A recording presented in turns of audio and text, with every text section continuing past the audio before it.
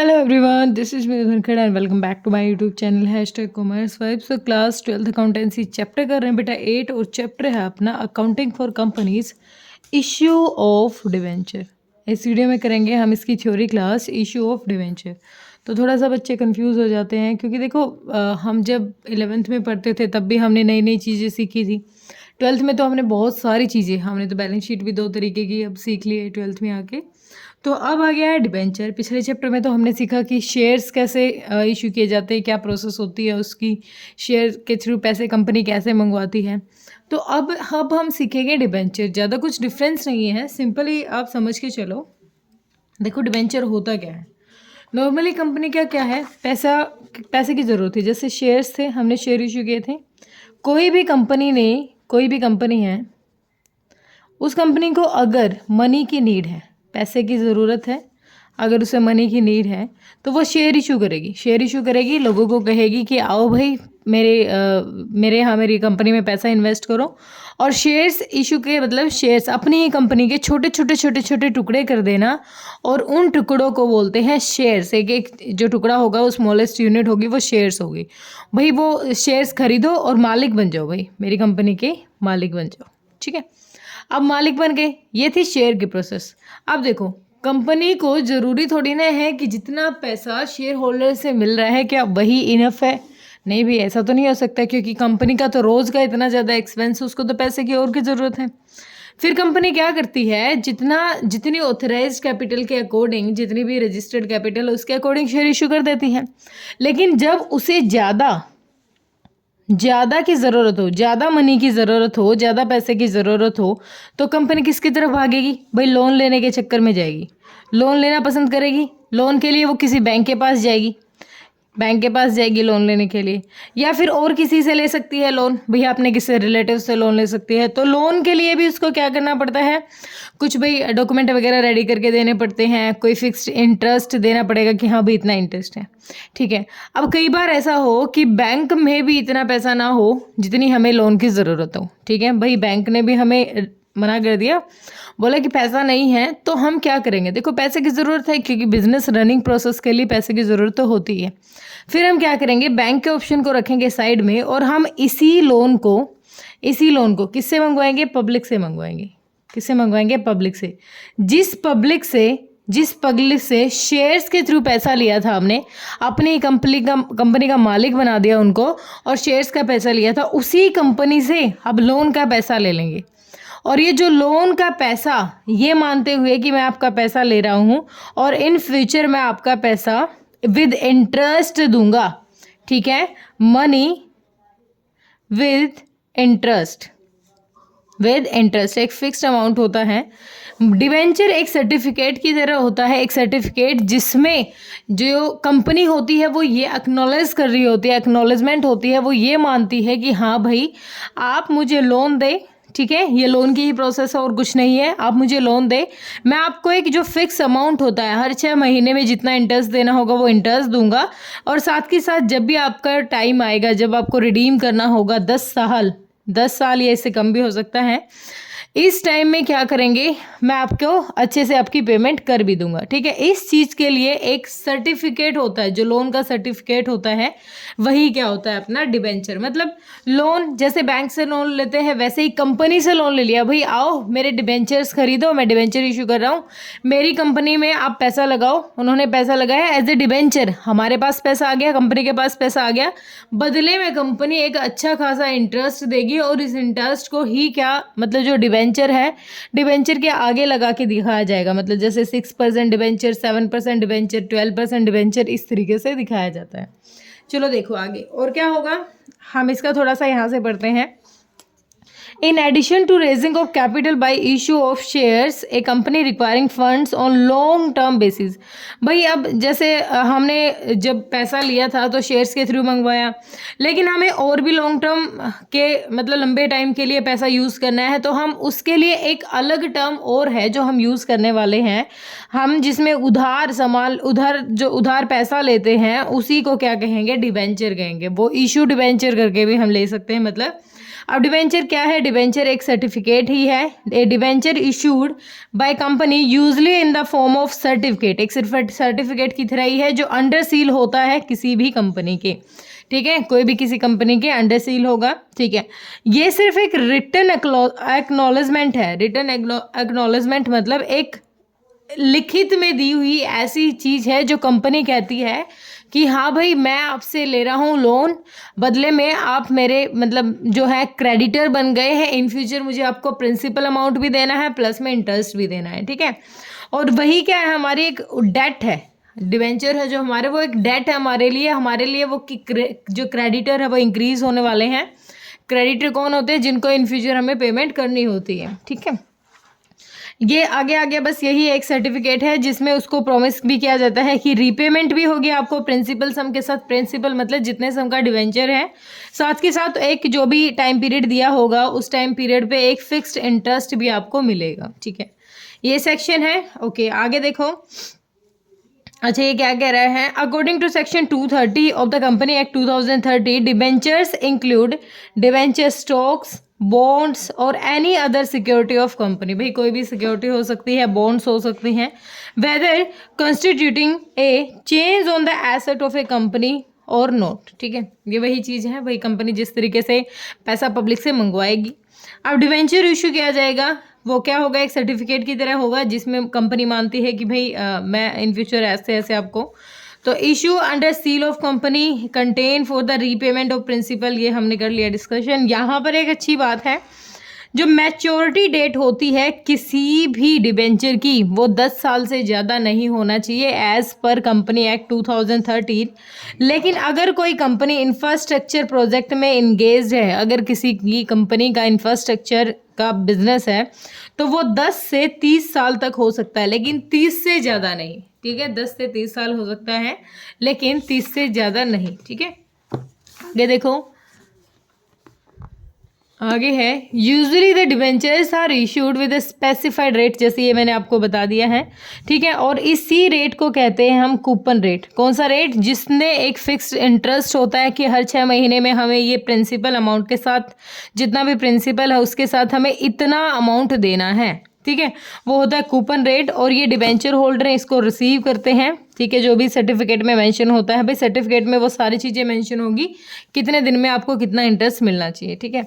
और after 6 month, ये मैंने अभी बताया 6 महीने के अंदर ही हाफ ईयरली हमें इंटरेस्ट की पेमेंट करनी होती है, ठीक है। अगर कोई डिबेंचर, भाई जनरली ये सिक्योर्ड होते हैं, एसेट के बदले में सिक्योर किए जा सकते हैं, ठीक है। अगर ये सिक्योर्ड नहीं है, अगर मतलब पैसा ने टाइम पे नहीं मिले, तो वो कोर्ट में जाके केस भी कर सकता है, ठीक है। Funds raised by issued debenture as a long nature, वही बात है लॉन्ग पीरियड के लिए, वही हम 10 साल 12 साल हमारी मर्जी होती है जिस भी तरीके से हम पैसा मंगवाते हैं, ठीक है। और जो loan raised by the issue of debenture is also called loan capital. Loan capital, यहाँ पर हमें पहले देखो हम शेयर कैपिटल बनाते थे, अब हम डिबेंचर के लिए बनाएंगे अलग से अकाउंट बनाते हैं इसमें।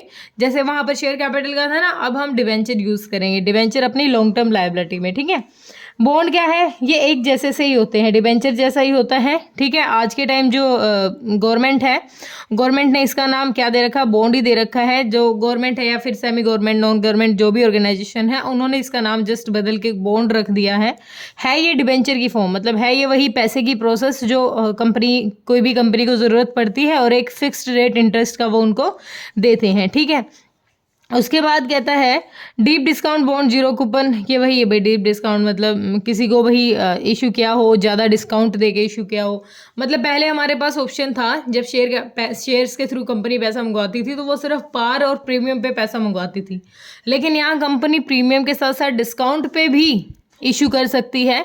डिस्काउंट पे कैसे इशू? मतलब सपोज करो अगर हमारा 100 या 10 रुपये का, चलो 10 रुपये का हमारा कोई डिबेंचर है, तो उसको 9 रुपये में भी मंगवा सकती है, 1 रुपये का डिस्काउंट दे सकती है कंपनी, ठीक है।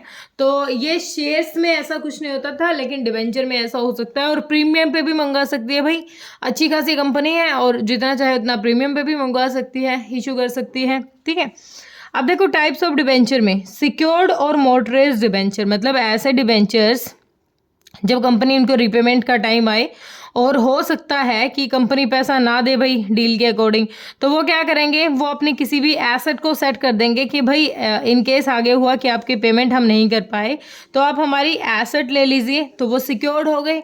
क्यों? क्योंकि उनको टेंशन नहीं है इन फ्यूचर उनका पैसा जितना भी मतलब उनको लेना था 10-12 साल के बाद जो भी पेमेंट उनको लेनी थी, अब वो बदले में एसेट ले सकते हैं, वो सिक्योर्ड हैं।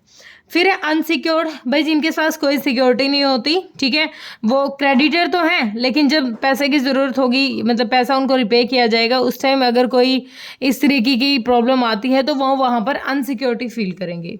रजिस्टर्ड होते हैं, रजिस्टर जैसे रजिस्टर ऑफ डिबेंचर होल्डर में रिकॉर्ड होती है सारी चीज़ें कि कितने में कितना प्रिंसिपल अमाउंट है, कितना इंटरेस्ट है। तो जो रजिस्टर्ड होते हैं वो सेफ भी होते हैं, क्योंकि इन केस आगे कभी भाई कोई पैसे देने में ढील हो तो वो कोर्ट में जाके बेचारे खड़े भी हो सकते हैं, ठीक है। उसके बाद है बियरर। बियरर डिबेंचर क्या होते हैं, name and address of the holders as debentures are not recorded in the company.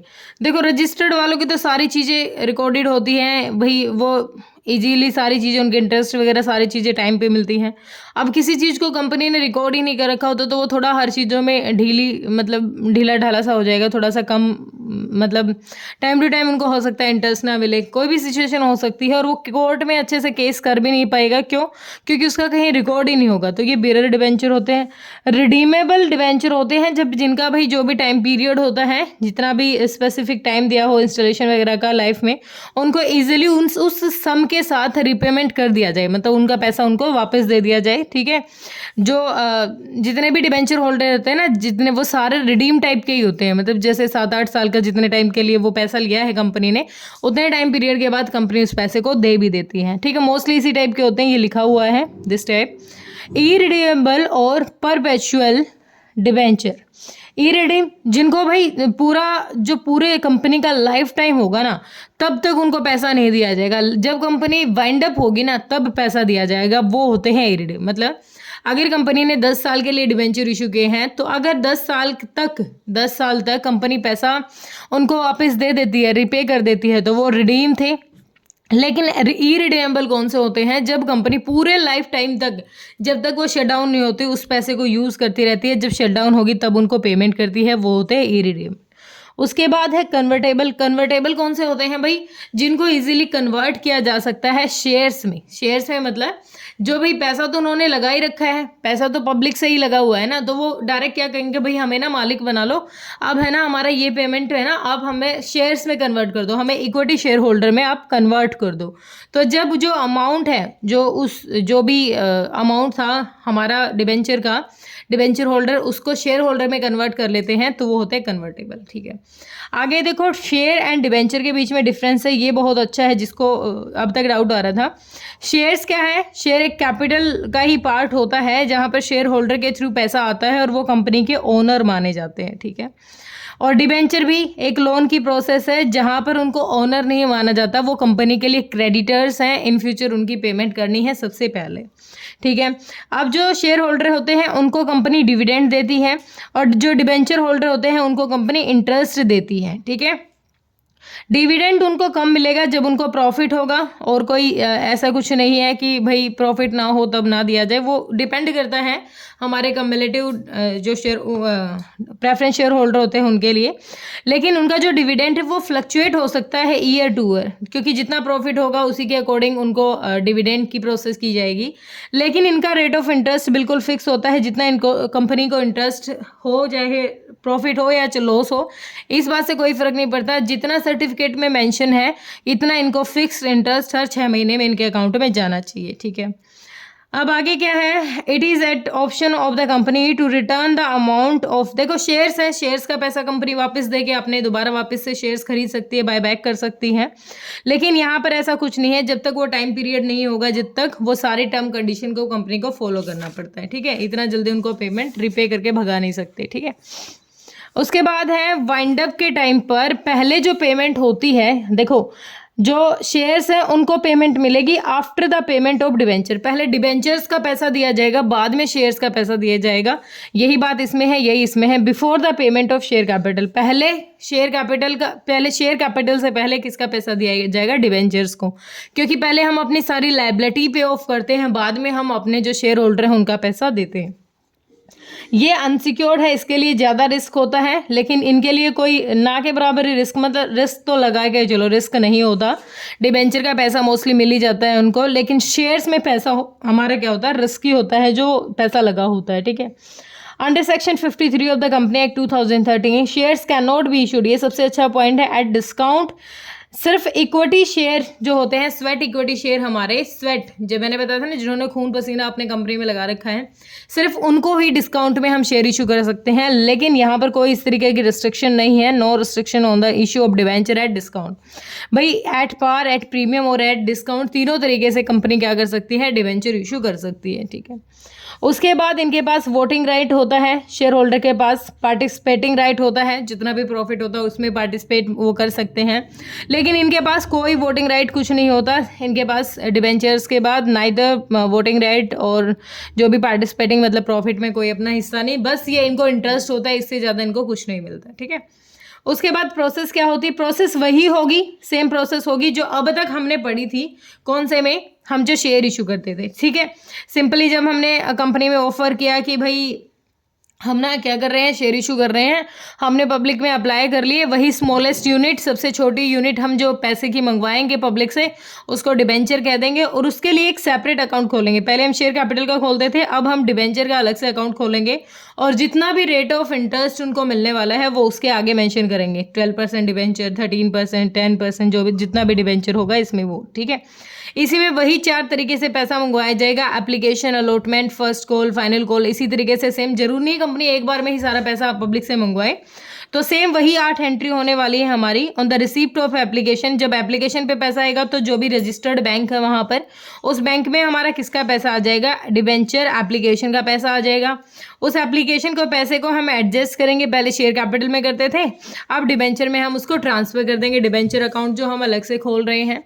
उसके बाद भाई जो भी हमारी रिजेक्शन होगी, जैसे ओवर सब्सक्रिप्शन आया, ठीक है, ओवर सब्सक्रिप्शन था, वही सेम प्रोसेस रहेगी इसमें जो आप पहले चैप्टर में पढ़ चुके हो। तो एप्लीकेशन का जो पैसा आया था उसको रिजेक्ट करेंगे तो बैंक से पेमेंट कर देंगे उसकी, फिर हम अलॉटमेंट का पैसा मंगवाएंगे, जो अलॉटमेंट का पैसा हमारा, ठीक है। एप्लीकेशन, अच्छा, जो एप्लीकेशन में हमारा जो अमाउंट एक्सेस आया था ओवर सब्सक्रिप्शन में, जो एप्लीकेशन पर अलॉटमेंट का एक्सेस आया था वो, फिर हम अलॉटमेंट का पैसा मंगवाएंगे अलॉटमेंट के पैसे में, ठीक है। फिर जो बैंक में अलॉटमेंट का पैसा आएगा, ये ड्यू का पैसा है जो मंगवाएगी कंपनी, और जब बैंक में आ जाएगा अलॉटमेंट का, फिर कंपनी मंगवाएगी फर्स्ट कॉल का पैसा, जो भी मतलब कॉल्स होगी फर्स्ट और सेकंड, और फिर जब रिसीव होगा तो बैंक टू 12%, मतलब जो भी है ये जस्ट एग्जाम्पल के लिए है, इसको हम क्वेश्चन से ज़्यादा सीखेंगे। तो इसमें प्रीमियम, पार और डिस्काउंट 3 तरीके से कंपनी इशू कर रही है, ठीक है, डिवेंचर्स को। तो बस एक ही अलग बढ़ रहा है, उसमें भी कुछ ज़्यादा इशू नहीं होगा। देखो एट पार होता है जितनी कंपनी की वैल्यू हो, शेयर की वैल्यू। सपोज करो एक डिवेंचर है, एक डिवेंचर की वैल्यू है हमारी 10 रुपये, ठीक है। उस 10 के 10 रुपये को जितनी फेस वैल्यू है उतना ही कंपनी पैसा मंगवा ले, वो होता है एट पार। एट पार जितनी उसकी फेस वैल्यू है उससे, जैसे 10 फेस वैल्यू है, 2 रुपये ऊपर मंगवा ले कंपनी, क्योंकि कंपनी की भाई रेपुटेशन बहुत ज़्यादा अच्छी है, तो वो होता है प्रीमियम, एट प्रीमियम। भाई कंपनी ने मंगवा लिया प्रीमियम पे। अब भाई कंपनी के पास एक और ऑप्शन आ गया है डिस्काउंट। डिस्काउंट मतलब भाई कंपनी अगर 10 रुपये का है तो उसको 9 में भी इशू कर सकती है, 9 रुपये में 1 रुपये का सामने वाले को डिस्काउंट दे सकती है, ये होता है डिस्काउंट। तो ज़्यादा अच्छे से क्लियरिटी आप जब क्वेश्चन करोगे तब आ जाएगी, पर मुझे लग रहा है इतनी थ्योरी भी आपके लिए इनफ है। फिर भी कोई दिक्कत परेशानी होती है तो आप कमेंट सेक्शन में डालें। Thank you so much.